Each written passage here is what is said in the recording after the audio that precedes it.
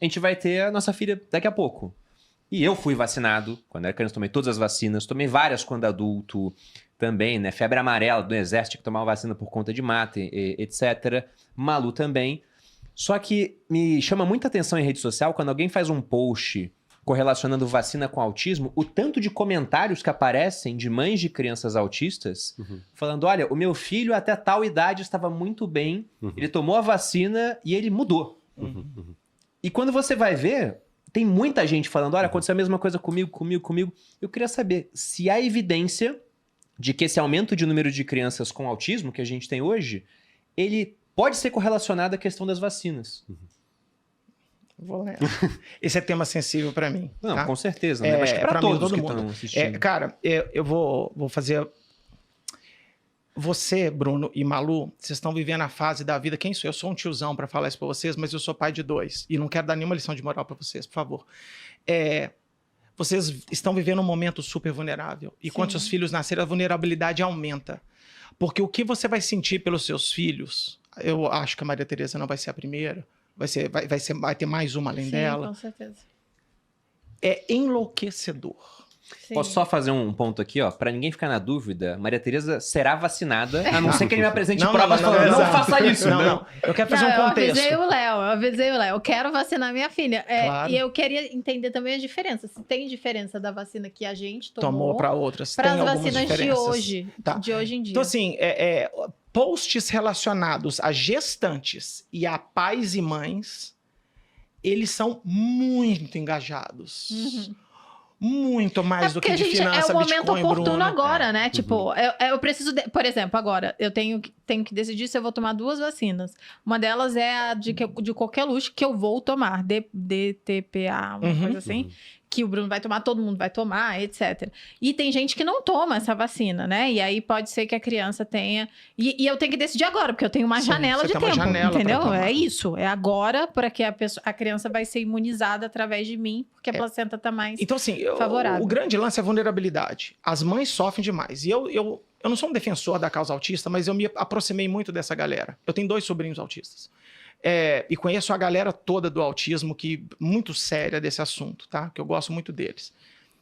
Vamos lá. A história da vacina com autismo foi mais ou menos no final dos anos 80, em que um cara chamado Andrew Wakefield, se eu não me engano, ele publicou um artigo na Lancet, que é uma das maiores revistas científicas do mundo, que era um relato de 12 crianças, e que ele encontrou traços de sarampo nessas crianças, e 11 delas tinham tomado a vacina que hoje a gente chama aqui de tríplice viral, tá? E ele literalmente, e dessas 12, 11 tomaram a vacina e essas 11 tinham características de crianças autistas. Porque na época o diagnóstico era muito diferente do que é hoje, tá? Esse negócio ficou no ar por 12 anos publicado. A ciência errou feio. Hoje esse artigo não ficaria 12 dias.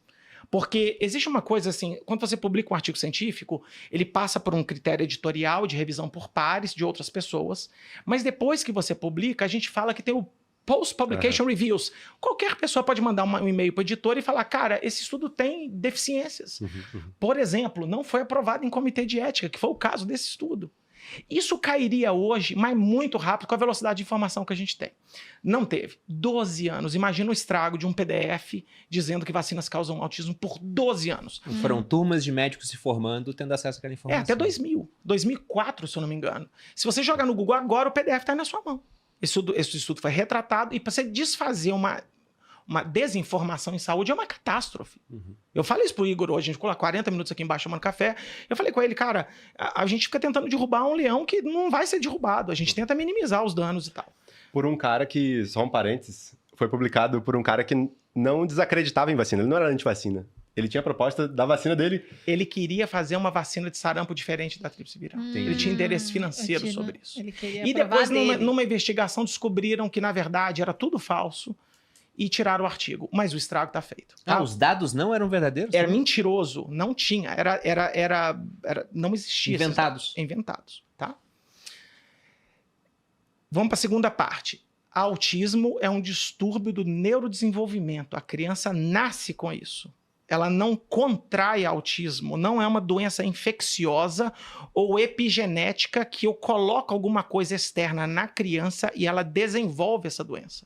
Não existe isso. Entendeu?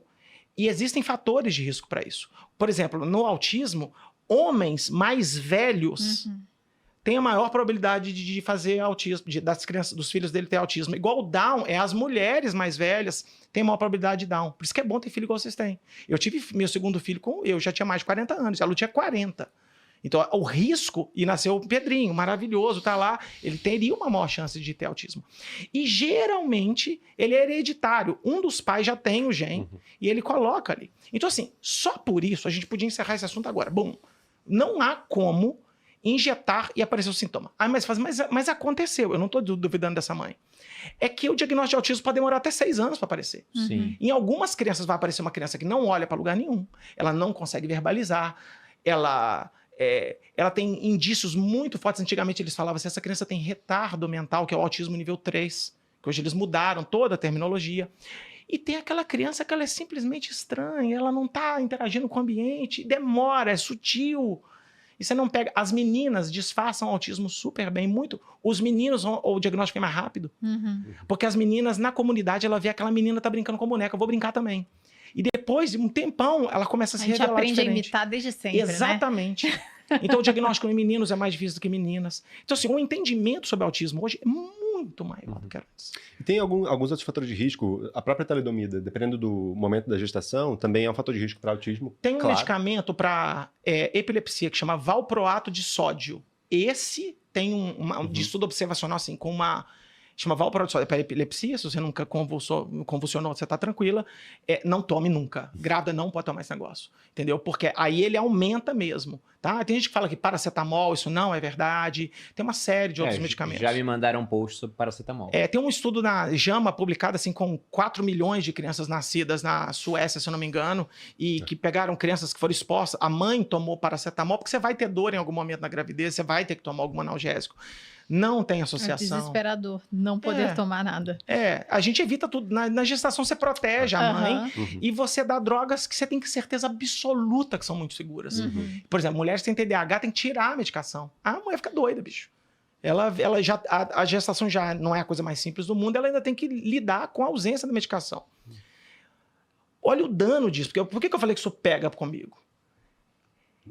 Esses posts que dizem que vacinas causam autismo criam hesitação vacinal de vacinas que são amplamente conhecidas como seguras. Sim. Se uma criança pegar a febre amarela, não é criança, não pode ser um adulto, é 50% de mortalidade. Não vai acabar a febre amarela no Brasil, queridos. Nós não viemos num país tropical, úmido, quente pra burro. Então em Porto Alegre vai ter febre amarela, em São Paulo tem pra caramba, direto tem um surto. E aí você não vacinar pra febre amarela porque você tá com medo que essa vacina possa causar autismo, que não causa, é um estrago. Coqueluche, meus amigos, é uma doença horrorosa. Sarampo é uma morte dolorosa. Dengue. Então, assim, existem várias doenças. Poliomielite, cara, por favor. Entendeu? Os caras têm medo de tomar vacina de poliomielite. Nós tomamos todo mundo. Mundo real. Qual que é o mundo real? O mundo real é que acabou a doença. Né? Então, assim, é muito louco. E aí, Bruno e Malu, vamos voltar a falar um pouquinho de risco e benefício. A cada 400 mil pessoas vacinadas, por exemplo, a febre amarela, uma vai ter um evento gravíssimo por causa da doença, de efeito colateral. Mas se você não tomar a vacina de febre amarela... Por causa da vacina? Por causa da vacina. Porque todo medicamento tem risco. Tem um risco. Né? Vamos falar. Uma a cada 400 mil? Uma a cada 400 mil. Na hora que você for vacinar sua filha, vai ter um termo de consentimento. Lá vai estar escrito isso. Agora tem. É assustador. Aí você fala, não vou vacinar porque vai que a minha filha é 400 mil. Pois é, amigo. Se você não tomar e o pernilongo morder sua filha e ela pegar... é 50% de chance de morte. Então você está dividindo um risco de 1 para 400 mil para 1 dividido por 2.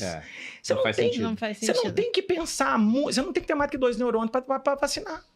Né? E ainda tem barreiras imigratórias, essas coisas todas que a gente às vezes toma. Eu morava em Belo Horizonte, a gente tinha que ir de carro. Mineiro ou vai para a praia ou vai para Caldas Novas, em Goiás, para tomar banho de água quente lá. Na divisa com Goiás, Bruno, ficava um caminhão do exército parado. E eles pediam um cartão de vacinação para febre amarela lá nos anos 80. Não sabia que tinha. Em Manaus tem, porque eu tomei quando eu Você morei era vacinado em Manaus. no meio da rua, da BR. Meu pai sempre esquecia. Eu devo ter tomado umas 50. Aí eu falava assim, cadê o cartão de vacina do Léo e da Núbia? Minha irmã não tomou não. Não, desce, cara armado, vai lá e toma nos dias atuais, e imagina. essa dói, hein? É na bunda. Goiás foi a maior epidemia de febre amarela da história da humanidade. Hoje é o lugar que menos tem no mundo. Porque eles fizeram tantas campanhas de imunização E aí eu falei, pô, cara, a gente vai... O mundo tá muito louco, cara. Você pode duvidar de uma coisa ou de outra, mas falar assim, todas as vacinas, não pode ser verdade. Isso. Botar no bolo todas. Uhum. Sabe que uma extremo. coisa que acaba... Aí é o lado contrário, né? Acho que uma coisa que acaba prejudicando, na verdade, a percepção das pessoas em relação à segurança das vacinas é... E aí eu acho que isso é realmente difícil de fazer, mas a gente acaba não falando sobre, de fato, riscos, porque existem. Claro. Só que você... Não, talvez e hoje, além de existir, quando o risco se manifesta da pessoa que é 1 em 400 mil, ela tem uma rede social para falar que a vacina fez muito mal a ela. Exato, exato. E além de você... Existem esses riscos. Mesmo que seja tipo, muito raro e que o benefício seja muito superior ao malefício, cara, o correto seria que as pessoas soubessem dessas coisas. Claro. E muitas vezes a comunicação, até porque você pode imaginar que seja melhor você só falar do benefício, não, é seguro, efetivo, tem que usar e acabou. Muitas pessoas podem se aproveitar dessa situação, seja uma pessoa que simplesmente não está entendendo muito bem a situação, ou uma pessoa que quer fortalecer esse movimento antivacina, pegar e falar, olha, estão escondendo de você essa informação, não falaram que tem risco, né? Mas olha só, tá aqui. Aí a pessoa, caraca, é mesmo, mentiram para mim, então. Então, aqui você começa a ver o início de um movimento antivacina que ele, em parte, ele está sendo influenciado, ele está sendo fortalecido, porque no início você não foi honesto, não foi comunicado para as pessoas direito. Com Covid, eu não sei, a gente não queria entrar, não sei se o Léo queria entrar muito na questão do Covid. Mas, cara, com Covid teve problema de comunicação lá no início também, que eu fiquei muito puto. E no início do desenvolvimento das vacinas, no meu Instagram, eu comecei a falar só disso. E eu fiquei fissurado, porque adorei aquele assunto, adorei ver o desenvolvimento das vacinas, eu estava acompanhando todos os ensaios clínicos, até os que não foram publicados, enfim. E a comunicação lá no início da vacina que foi feita pela Fiocruz foi tenebrosa, foi completamente equivocado o que eles fizeram, porque com base num estudo com muito poucos eventos, eles pegaram e falaram que é 100% eficaz. E eu olhei aqueles dados... Não existe isso. Não existe isso, primeiro que não existe. E se fosse muito próximo de 100% eficaz, você só poderia falar isso se tivesse, estatisticamente falando, dados que são robustos para chegar num resultado conclusivo. E você não tinha um resultado conclusivo. Era tipo 7 eventos em um grupo, que era o placebo, e 1 evento ou 0 eventos. Evento é alguma infecção ou morte, enfim, alguma coisa acontecendo. Então, 100% ou próximo de 100%, porque um grupo teve 7 eventos e o outro grupo teve 1. Só que, cara, estatisticamente falando, 7 eventos em 1 é muito pouca coisa. Sabe o que me deixa muito puto com essa história? Nisso aí eu tô com o Bruno o tempo todo quando eu vejo seus conteúdos, Bruno. O Estado acha que a gente é burro, logo ele não me dá as informações todas que eu preciso. Exatamente. Você concorda? Quando eu fiz essa da febre amarela, sempre que eu dou esse exemplo, o cara fala assim, cara... E aí tem uma outra coisa que eu aprendi recentemente, eu tive uma super felicidade, eu encontrei com o Neil deGrasse Tyson, aquele físico americano, ele que tirou o Plutão da lista dos planetas, eu tive uma aula com ele agora nos Estados Unidos. E ele falou uma coisa que eu nunca tinha pensado. O cérebro humano, ele não sabe pensar probabilisticamente. E probabilidades devem ser ensinadas. A gente... O cara que pensa probabilisticamente, ele foi meio que treinado para isso, de olhar as relações de risco-benefício. Nós não somos assim. Aí o Estado pensa que a gente é burro e fala assim, não vamos falar isso. Aí na hora que dá errado, você toma ferro. Então assim, comunicação em saúde, principalmente saúde coletiva, porque tem a saúde individual. Você quer usar vape, você quer usar esteroide anabolizante, beleza.